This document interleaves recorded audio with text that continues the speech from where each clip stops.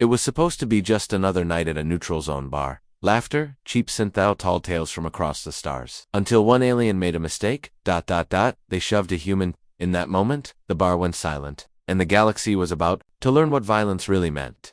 To a species that calls a death world home, they wanted a fight. What they got was a survival instinct sharpened by extinction. What they got was humanity. The Day Humans Broke Physics, Part 1. The Impossible Solution. Sarah Chen pressed her face against the viewing port of Research Station Omega-7, watching the swirling colors of the Andromeda Nebula stretch across the cosmic horizon. At 28, she was the youngest quantum physicist ever assigned to the galaxy's most prestigious research facility. The station housed brilliant minds from 12 different species, all working together to solve the universe's greatest mysteries. Sarah had been on Omega-7 for only 3 months, but she already felt out of place among the alien scientists. The crystalline beings thought in perfect mathematical sequences. The ethereal species processed information at light speed. The ancient scholars had accumulated knowledge for thousands of years. And then there were humans, messy, emotional, and supposedly primitive compared to their galactic neighbors. The morning started like any other. Sarah walked through the main laboratory corridor, passing workstations where alien scientists conducted experiments with precision that amazed her. Dr. Zixtel, a crystalline researcher whose body resembled living diamond, was calculating probability matrices, four-dimensional folding. His thoughts moved through his translucent form as visible light patterns, each calculation perfect and logical. Professor Neldar, an ancient scholar whose species had been exploring space for over 10,000 years, sat motionless at his station. His 3 eyes moved independently as he reviewed data that would take human computers weeks to process. The old being barely acknowledged Sarah as she passed, having made it clear that he considered humans an interesting but ultimately limited species. Sarah found her research partner, engineer Marcus Webb, in the mechanical bay. Marcus was with calloused hands and a practical mind that complemented Sarah's theoretical approach. He was lying under a diagnostic panel, cursing softly as he tried to realign some stubborn components. "Another beautiful morning in paradise," Marcus said, sliding out from under the machinery. His overalls were stained with various alien lubricants that glowed in colors that didn't exist on Earth. "The Ethereals keep modifying their equipment without telling anyone. I spend half my time just figuring out what they changed." Sarah smiled. Marcus had a way of finding humor in situations that would frustrate most people. It was one of the things she appreciated about working with another human. They could be themselves without worrying about conforming to alien standards of logic and efficiency.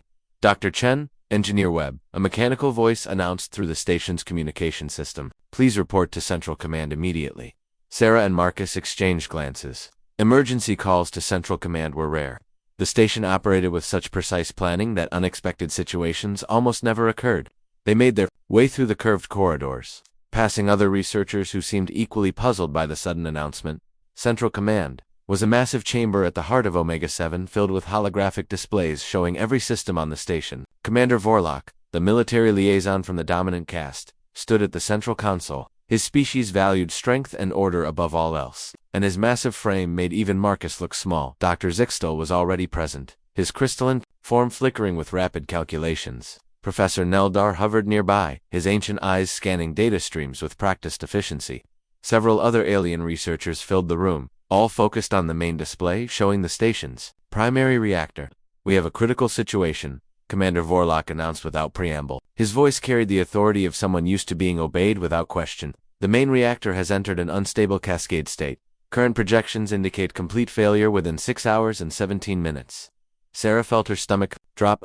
The reactor didn't just power the station, it was an experimental quantum fusion device that could potentially tear a hole in space-time if it failed catastrophically. The explosion would not only destroy Omega-7, but could damage nearby star systems. Dr. Zixtel's form brightened as his calculations accelerated. "I have analyzed 17 different stabilization protocols. All require a minimum of 47 hours to implement safely. The cascade cannot be stopped with conventional methods in the available time frame." Professor Neldar's 3 eyes moved independently as he accessed ancient databases. "My people encountered similar cascade failures during the early development of quantum fusion. The traditional solution involves a complete reactor shutdown and reconstruction. This process requires 2 standard galactic days." Commander Vorlak's expression darkened. "Unacceptable. We need solutions, not explanations of why solutions are impossible." Other alien researchers began offering their analyses. The ethereal beings had run millions of calculations in seconds, all reaching the same conclusion. The mechanical collective had evaluated every possible technological approach. The biosynthetics had considered organic solutions. Every species represented on the station had applied their greatest minds to the problem, and every conclusion was the same. The situation was unsolvable in the time available. Sarah found herself studying the reactor readings with growing fascination. The cascade pattern didn't look random to her.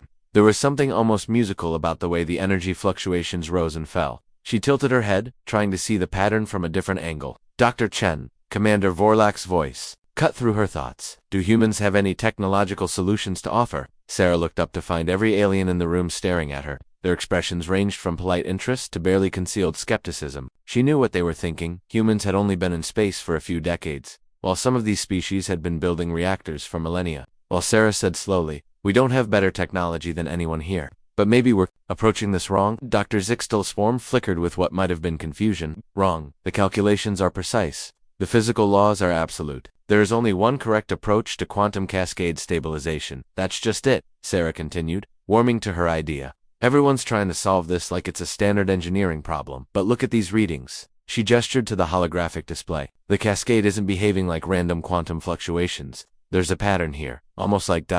Like what? Professor Neldar asked, his tone suggesting he was humoring a child. Like music, Sarah finished. Or maybe like a living system, trying to find balance. The silence that followed was deafening. Several alien researchers began making calculations, clearly trying to understand what Sarah could possibly mean. The concept of approaching a technical problem through artistic metaphor was completely foreign to their logical minds. Marcus stepped forward, studying the display with the practical eye of an engineer who had learned to think creatively. You know, she might be onto something. I've seen machinery that gets into resonance patterns like this. Sometimes you can't force it to stop. You have to work with the rhythm and guide it back to stability. Commander Vorlak's expression suggested. He thought both humans had lost their minds. Are you suggesting we treat a quantum reactor like a musical instrument? Why not? Sarah asked, her excitement building. We've been thinking about this cascade as a problem to be solved through force and logic. But what if it's more like a dance that's gotten out of sync? What if instead of fighting it, we work with it? Dr. Zixtel's calculations were becoming visible as rapid light patterns across his crystalline form. This approach has no basis in established physics. Quantum cascades follow precise mathematical laws, not artistic principles. But those mathematical laws led to the cascade in the first place, Marcus pointed out. Maybe we need to think outside those laws. Sarah moved to one of the secondary consoles and began pulling up different data streams. Instead of looking at the reactor as a collection of mechanical components, she started mapping the energy flows, as if they were currents in a river or movements in a dance. Look, she said, highlighting patterns that became visible when viewed from her new perspective. The cascade isn't random destruction. It's the reactor trying to find a new equilibrium state. Every time we try to force it back to the original parameters, we're fighting against what it's naturally trying to become. Professor Neldar moved closer to examine Sarah's work. This interpretation of the data is ...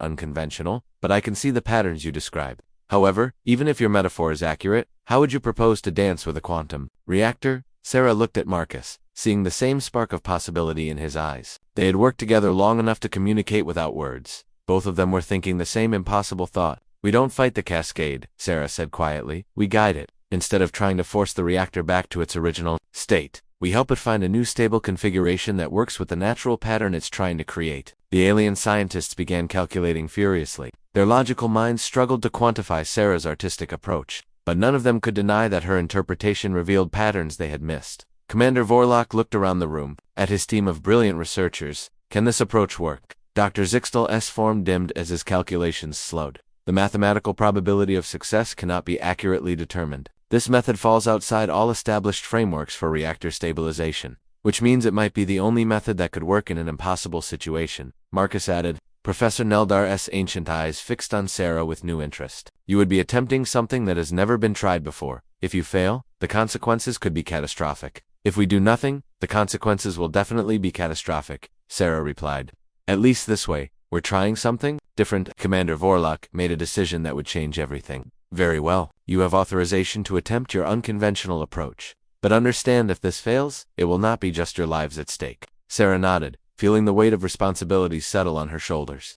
Around the room, alien scientists began preparing to watch humans attempt something their logical minds said was impossible. The cascade was accelerating. Time was running out, and two humans were about to try solving a quantum physics problem using creativity, intuition, and a completely new way of thinking about the universe. As alarms began sounding throughout the station, Sarah and Marcus headed toward the reactor chamber, carrying tools that no alien engineer would have considered relevant to quantum mechanics. They had music players, art supplies, games from Earth, and most importantly, human minds that refused to accept that some problems couldn't be solved. The galaxy was about to learn something new about the species they had underestimated. The impossible was about to become possible, the day humans broke physics. Part 2. The Creative Revolution. The reactor chamber hummed with dangerous energy as Sarah and Marcus entered the massive space. The quantum fusion core towered above them, a crystalline structure the size of a building that pulsed with unstable light. Energy readings danced across holographic displays in patterns that grew more chaotic by the minute. Dr. Zixtel followed them into the chamber, his crystalline form reflecting the reactor's unstable glow. "I must observe this process," he announced. "Though I cannot calculate the probability of success, I am compelled to understand how you intend to proceed." Professor Neldar glided in behind them, his ancient eyes wide with curiosity. "In 10,000 years, my people have never attempted to solve quantum mechanics through artistic interpretation. This will either be the greatest breakthrough in galactic history or the most spectacular failure." Sarah set down her collection of seemingly random items from Earth. She had brought a violin, several children's toys, a set of watercolors, and a tablet loaded with everything from classical music to abstract art. Marcus unpacked his own supplies, mechanical puzzles, rhythm instruments, and tools that had no obvious connection to reactor maintenance. Commander Vorlak's voice crackled through the communication system. "You have 5 hours and 12 minutes remaining. All station personnel have been moved to safe zones. You are authorized to take any action you deem necessary." Sarah approached the main control console and began studying the cascade patterns more closely. Instead of viewing them as mathematical equations, she let her mind wander, treating the energy flows like brush strokes on a canvas or notes in a symphony. "Marcus, look at this," she called out, pointing to a section where the energy seemed to spiral in complex loops. "Doesn't this remind you of that marble game you used to play?" As a kid, Marcus moved beside her, studying the display with fresh eyes. "The one where you had to guide the marble through a maze by tilting the board? Yeah, I see it. The energy wants to flow in these patterns, but the containment fields keep forcing it back to straight lines." Dr. Zixtel's form flickered with rapid calculations. "You are anthropomorphizing quantum energy. Subatomic particles do not have desires or intentions." "Maybe not," Sarah said, pulling out her tablet and opening a music composition program. "But complex systems can exhibit behaviors that look like intentions. What if we stop thinking of this as particles and start thinking of it as a living system?" She began mapping the energy patterns to musical notes, treating each fluctuation as part of a vast, cosmic symphony.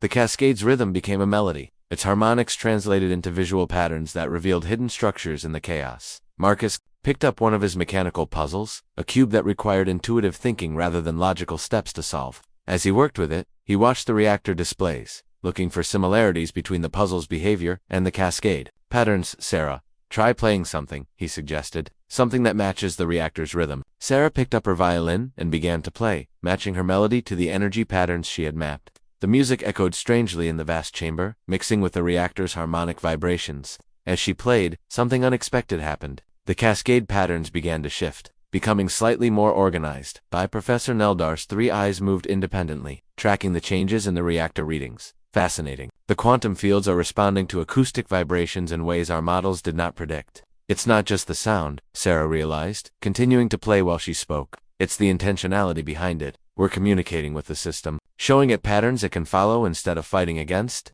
Dr. Zixtel moved closer to the control console, his logical mind struggling to process what he was observing. This should not be possible. Quantum systems do not respond to musical input, but they do respond to frequency and resonance, Marcus pointed out.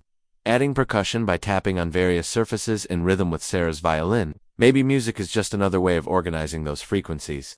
As the two humans continued their unusual approach, the reactor began to stabilize in small increments. The chaotic energy spikes became more predictable, following patterns that seemed to dance with the music rather than fight against containment. Sarah set down her violin and picked up the watercolors, beginning to paint abstract patterns that mirrored the energy flows. She wasn't creating art for its own sake. She was thinking with her hands, letting her intuition guide her understanding of the reactor's behavior. "The cascade isn't trying to destroy anything," she said as she painted. "It's trying to create something new, a different kind of stability that doesn't exist in our textbooks." Marcus was working with several of the children's toys, using them to model three-dimensional energy flows in ways that sophisticated computer simulations had missed. The simple toys revealed elegant solutions that advanced technology had overlooked. "Look at this," he said, holding up a geometric puzzle. "If we think of the reactor chamber as a multi-dimensional space where energy can flow in patterns we haven't considered, these cascade loops start to make sense." Dr. Zixtel attempted to translate their approach into mathematical terms,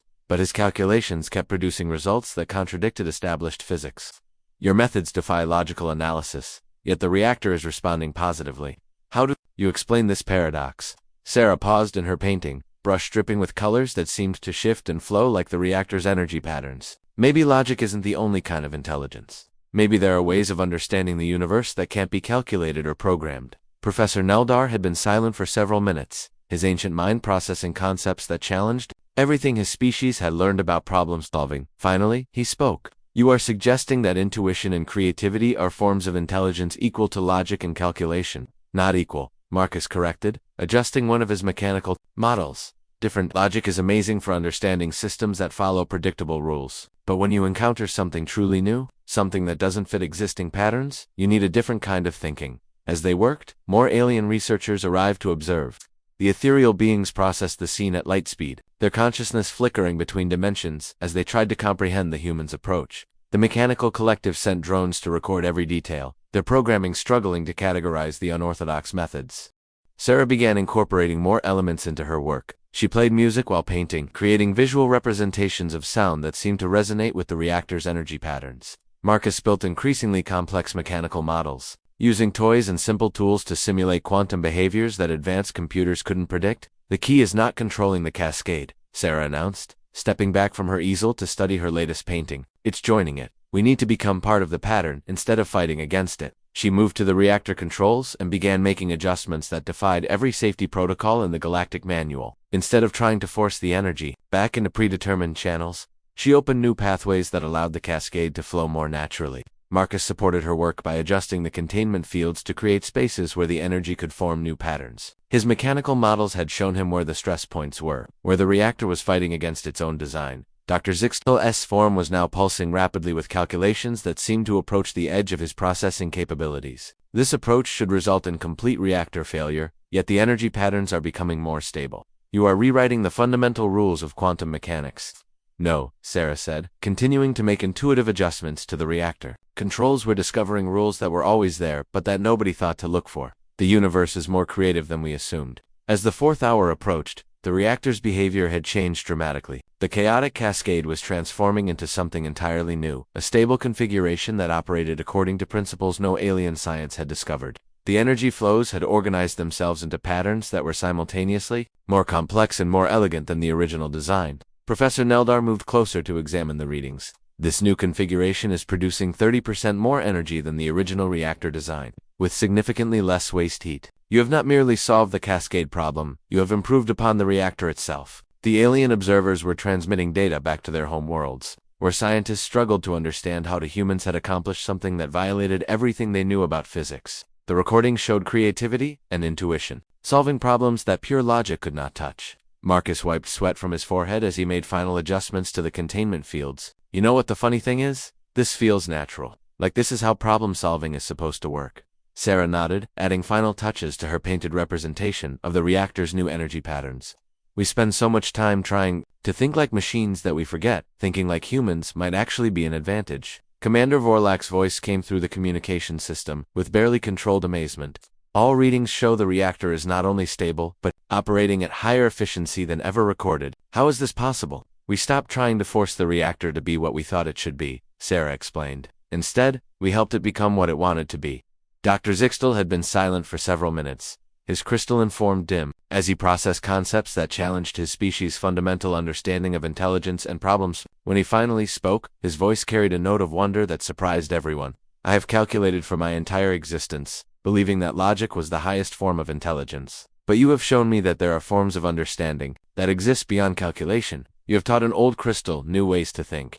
As the fifth hour began, the reactor hummed with stable energy, its new configuration creating patterns of beauty that no engineer had ever imagined. The crisis was over, but something more important had begun.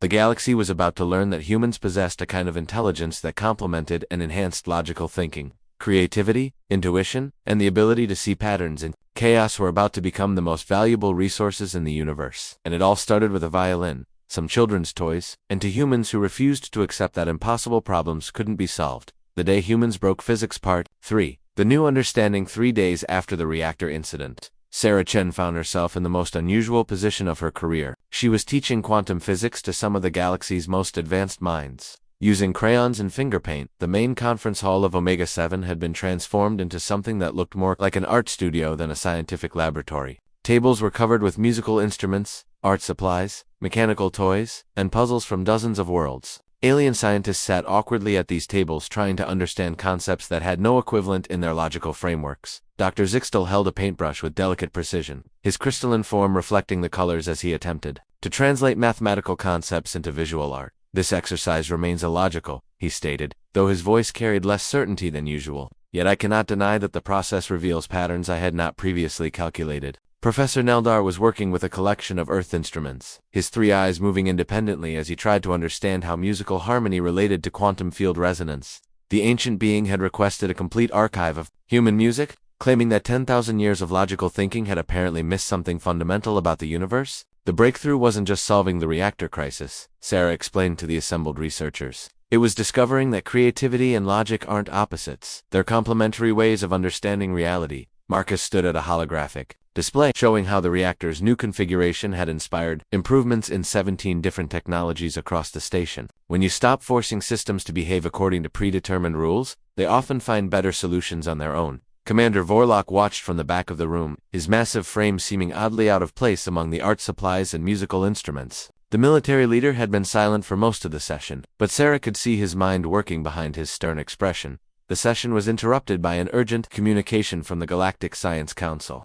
The holographic image of Chancellor Vrextel, the highest scientific authority in known space, materialized in the center of the room. The Chancellor was a biosynthetic, his organic and mechanical components working in perfect logical harmony. "Dr. Chen, Engineer Webb," the Chancellor began, his synthesized voice carrying formal authority. "The recordings from Omega 7 have been reviewed by scientific committees from 47 different worlds. We require a demonstration of your methods." For the full council, Sarah felt a flutter of nervousness. The Galactic Science Council represented the pinnacle of alien intellectual achievement. They were requesting or perhaps demanding that humans prove their unconventional approach could be replicated and taught. "We'd be honored to share our methods," Sarah replied diplomatically, "though I should mention that creativity can't be programmed or calculated. It has to be experienced." Chancellor Vrextel's mechanical components whirred as he processed this statement. "Elaborate on this concept of experience as it relates to problem solving." Marcus stepped forward, holding up one of the children's toys they had used during the reactor crisis. "Take this puzzle. A computer could calculate every possible combination and find the solution through brute force. But a child plays with it, feels how the pieces want to move, and often finds the answer faster than the most advanced AI. You are suggesting that intuitive thinking is more efficient than logical analysis?" the Chancellor asked, his tone suggesting this was nearly impossible for him to comprehend. "Not more efficient," Sarah corrected. "Different logic works perfectly for problems that follow known rules. But when you encounter something completely new, you need a different kind of intelligence, one that can see patterns that don't exist in any database." Dr. Zixtel looked up from his painting, where he had somehow managed to create a visual representation of quantum field mathematics using nothing but colors and flowing brushstrokes. "Chancellor, I have been attempting to quantify the human approach for the past 3 days. My conclusion is that their methods access forms of pattern recognition that exist beyond computational analysis." The implications of this statement rippled through the assembled researchers. If the crystalline species, known for their perfect logical thinking, admitted that computation had limitations, it challenged fundamental assumptions about intelligence itself. Professor Neldar set down his musical instrument and addressed the Chancellor directly. "In 10 millennia of scientific advancement, my people have made steady, predictable progress. In 3 days, these humans have shown us entirely new ways of understanding reality. Perhaps it is time to acknowledge that our definition of intelligence has been incomplete." Chancellor Vrextel's image flickered as he processed information from multiple sources simultaneously. Reports are arriving from research stations across the galaxy. Facilities that have implemented human creative methods are reporting breakthrough discoveries at unprecedented rates. "How do you explain this phenomenon?" Sarah moved to one of the art tables and picked up a piece of clay, beginning to shape it as she spoke. "When you only use logical thinking, you can only discover things that logic can reach. But the universe is bigger than logic. There are patterns and connections that can only be found through intuition, creativity, and what humans call thinking outside the box." As she worked with the clay, her hands seemingly moving randomly, a structure began to emerge that looked surprisingly similar to the reactor's new energy patterns. She wasn't consciously designing it. She was letting her subconscious understanding guide her fingers. "Observe," Marcus said, pointing to Sarah's sculpture. "She's not calculating the optimal shape. She's feeling her way toward a solution that her logical mind couldn't have planned." That's the essence of human creativity. Commander Vorlok finally spoke, his voice carrying the authority of someone who had made a decision. I have consulted with military leaders across the dominant caste. We wish to incorporate human creative thinking into our strategic planning divisions. This announcement caused a stir among the alien researchers. The dominant caste had built their civilization on strength, order, and logical military doctrine. For them to acknowledge the value of human creativity represented a seismic shift in galactic thinking. Chancellor Vrextel's components hummed with increased activity as he processed incoming data. Scientific facilities throughout the galaxy are requesting human consultants. The ethereal collective wants to understand how creativity relates to their lightspeed consciousness. The mechanical assembly is interested in incorporating intuitive design into their construction protocols. Sarah looked around the room at the alien researchers, many of whom were still struggling with concepts that had no logical foundation. We're happy to share what we know, but creativity can't be downloaded or programmed. It has to be cultivated through experience, play, and the willingness to accept that failure is part of learning. Dr. Zixtel held up his painting, which somehow captured the mathematical beauty of quantum mechanics in ways that equations never could. This process has fundamentally altered my understanding of intelligence. I request permission to establish a new research division focused on creative problem-solving methodologies. Professor Neldar nodded in agreement. My people have knowledge spanning 10,000 years, but we have been thinking in the same patterns for millennia. Human creativity offers us the possibility of genuine innovation for the first time in centuries. Over the following weeks, the changes spread throughout the galaxy with surprising speed. Research stations began incorporating art studios alongside their laboratories. Military academies started teaching improvisation and creative thinking. Even the most logical species began experimenting with intuitive approaches to ancient problems. Sarah found herself traveling between worlds, teaching alien scientists how to finger paint, play music, and engage in what humans called brainstorming. The reactions varied wildly. Some species embraced creativity with enthusiasm, while others struggled to comprehend concepts that couldn't be quantified. Marcus established workshops where alien engineers learned to play with simple toys and mechanical puzzles. Discovering that hands-on experimentation often revealed insights that computer simulations missed. His favorite moment came when a crystalline architect created a revolutionary building design using nothing but wooden blocks and imagination. The most surprising development came from the younger members of various alien species. Children and adolescents who hadn't yet been fully trained in their species' logical frameworks adapted to creative thinking with remarkable ease. They began making discoveries that amazed their elders, proving that creativity wasn't uniquely human. It was a form of intelligence that most species had simply forgotten how to use. Dr. Zixtel published a paper titled The Mathematics of Intuition that became the most downloaded scientific document in galactic history. His work proved that creative thinking followed its own logical patterns, ones that complemented rather than contradicted traditional analysis. Professor Neldar started a movement among the ancient scholars called the Great Unlearning, where his people deliberately set aside their accumulated knowledge to rediscover the universe with fresh perspectives. The results led to breakthroughs in fields that had been stagnant for millennia. Commander Vorlok reported that military units incorporating human creative strategies were achieving objectives that had been considered impossible using traditional tactical approaches. The concept of thinking like the enemy evolved into thinking like no one has thought before. 6 months after the reactor incident, Chancellor Vrextel made an unprecedented announcement to the Galactic Council. The integration of human creative methodologies has resulted in more scientific advancement in half a year than the previous century combined. We are formally recognizing creativity as a fundamental form of intelligence equal in importance to logic and calculation. Sarah and Marcus stood in the same reactor chamber where their journey had begun, watching the improved systems hum with stable energy. The reactor's new configuration had inspired innovations throughout the galaxy, but more importantly, it had opened alien minds to new possibilities. You know what's funny? Marcus said, adjusting a control panel that now incorporated both logical programming and intuitive design elements. We didn't actually solve anything that day. We just showed everyone that there were different ways to think about problems. Sarah nodded, watching energy patterns flow through channels that resembled both mathematical equations and abstract art. The universe was always this creative.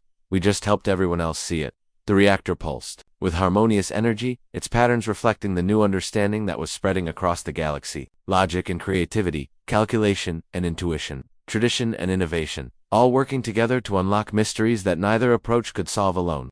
Humanity had joined the galactic community as the newest and supposedly most primitive species. But in teaching the galaxy to think creatively, humans had revealed that intelligence came in many forms, and the universe was far more wonderful and mysterious than anyone had imagined.